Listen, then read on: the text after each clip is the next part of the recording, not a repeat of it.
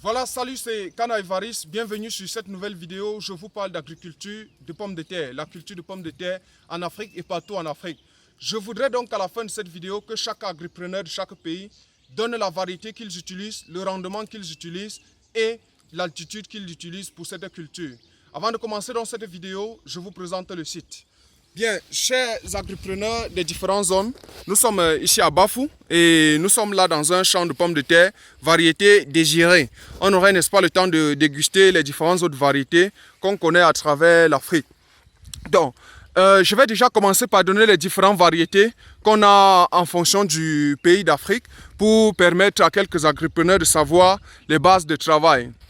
Alors, si vous voulez utiliser la variété désirée, il faudrait naturellement être dans un pays dont l'altitude semble un peu plus élevée parce qu'en réalité, la variété désirée accepte des altitudes hautes. C'est pourquoi la Côte d'Ivoire, Guinée-Bissau, la Mauritanie, le Niger et le Sénégal sont les pays qui valident plus cette variété.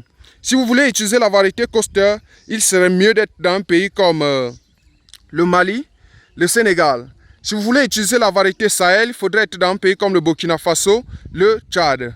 Si vous voulez utiliser la variété Panima ou bien Panamera, il faut être dans un pays comme le Mali, naturellement le Tchad. Nicolas Espunta s'adapte plus en Guinée-Conakry et naturellement au Cameroun. Voilà, donc je vous ai présenté ainsi les différentes variétés qui s'adaptent en fonction de chaque zone avant qu'on continue.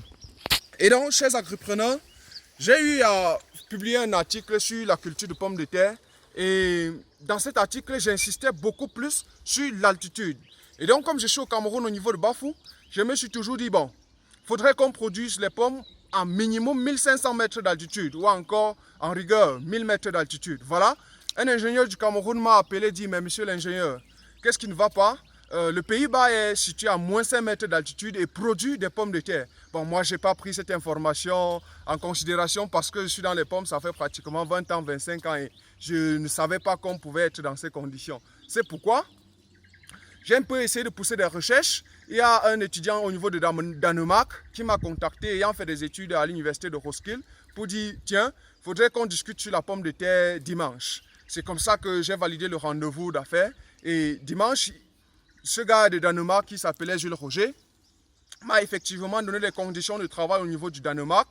Première étape, on a compris que le Danemark était situé à moins 7,5 mètres d'altitude et il produisait effectivement plus de pommes de terre même que le Cameroun, plus de pommes de terre même que l'Afrique centrale. Ils étaient pratiquement à un rendement de 39 tonnes à l'hectare. Pourtant, au Cameroun, on n'était qu'à 20, maximum 20 tonnes à l'hectare. Et ils étaient en moyenne à 1,6 million de tonnes, 1,6 million de tonnes de pommes de terre produites au Danemark chaque année. Alors qu'au Cameroun, on n'est qu'à 0,3 tonnes millions de tonnes de pommes de terre produites au Cameroun. Et donc, j'ai commencé à comprendre qu'en réalité, le choix de la variété est fonction de l'altitude et des caractéristiques pédologiques du sol. Et donc, dans une prochaine vidéo, nous allons tenter d'associer chaque zone à une différente variété. Et donc, nous vous conseillons de donner les différentes variétés que vous utilisez dans vos zones afin de nous permettre de savoir quels sont les meilleurs rendements par variété pour chaque zone. Donc, c'était Kana Evaris. Abonnez-vous à cette chaîne et on se reprend à une prochaine vidéo. Merci.